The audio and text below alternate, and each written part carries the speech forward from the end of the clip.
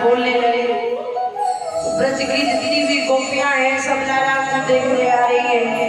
कोई किसी बहाने से आ रही है, कोई किसी बहाने से आ रही है।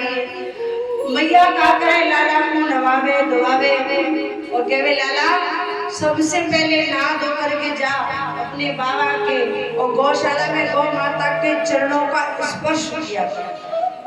जो गौ सेवा करता है उसके जीवन में कभी किसी चीज की कमी नहीं आती। तो गौ सेवा करो। तो हमारे छोटे से कन्हैया गौशाला में जाते हैं, गौ माता को प्रणाम करते हैं, चरणों का स्पर्श करते हैं। गौ माता चाट चाट के कन्हैया को आशीर्वाद दे रही, बड़ो प्रेम कर रही कन्हैया की। एक बार बाबा के एक गैया बैठी, जानते हो भैया, गौशाला में एक गैया बैठी हुई है और नंद बाबा ने कभी गौ माता को बांध करके नहीं रखी, कभी बांध करके नहीं रखी, हमेशा खुली रहती है। आज एक गैया बैठी हुई है तो कन्हैया बोले भैया या गैया को थोड़ा आलस आएगा, मैं अपने आलस को दूर कर दूं। भैया बोली कैसे करेगा? सो कन्हैया गैया के सींगन पे झूलने लगे। क्या कर रहे हैं? झूल रहे हैं। इधर बलराम लटक गए, उधर कृष्ण कृष्ण अपनी तरफ खींच रहे हैं और बलराम जी अपनी तरफ खींच रहे हैं। अब गैया कुछ देर तो बैठी बैठी देखती रही, पर जब ज्यादा परेशान करने लगे सोई गैया खड़ी है। सो कन्हैया लटक गए गैया के सींगन पे। बोले आहा बड़ो मजा आ रहे हो, अरे आज तो इतना बढ़िया झूला मिलो, आज इतना झूले ऐसे झूला पे। अब कन्हैया लटके हुए गैया की सींगन पे। अब गैया को देखी कि अब कन्हैया के हाथ छूटने वाले हैं, सो जाके गोबर में खड़ी है।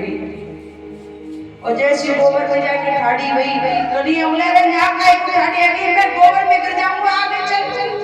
इतने में तो कन्हैया के हाथ छूट गए और कन्हैया गोबर में गिर गए। और जब गोबर में गिरे यशोदा मैया के बोले अरे भैया ओ भैया आइयो बचाइयो मैया मोको बचाइयो।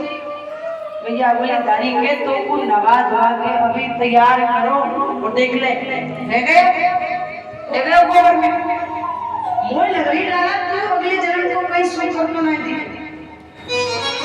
भगवान बोले भैया और बताओ जब पृथ्वी पाताल लोक में जा रही तो आपको बचा देगा जब मैंने तो शुक्र अवतार धारण करो तो तैने सही पहचानो मैं शुक्र ही कहूँ।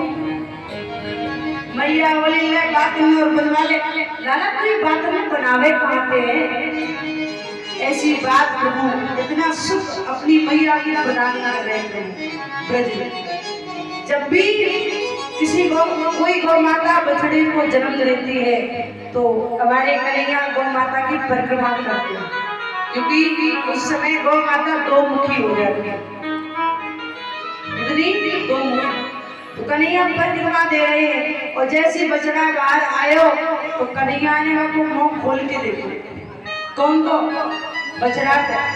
और जैसे बछड़ा का मुंह खोल के देखो कन्हैया जोर जोर से रोने लगे, अरे भैया मेरे संग बड़ा अन्याय भयो, भैया मेरे संग बड़ा अन्याय भयो है। भैया बोले कहाँ भयो? मैया मेरे संग भगवान ने बड़ा अन्याय करो। मैया बोली करो कहाँ बता तो दे।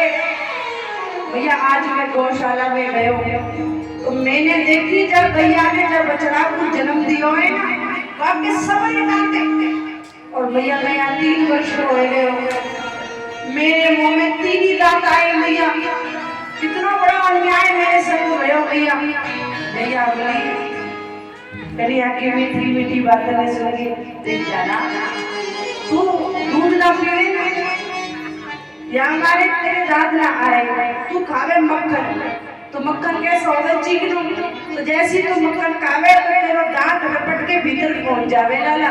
तो या हमारे तू दूध पियोगे, दूध पीवेगा तो तेरे दांत अपने आप आ जाएंगे। ऐसे बहला रही है भैया कन्हैया।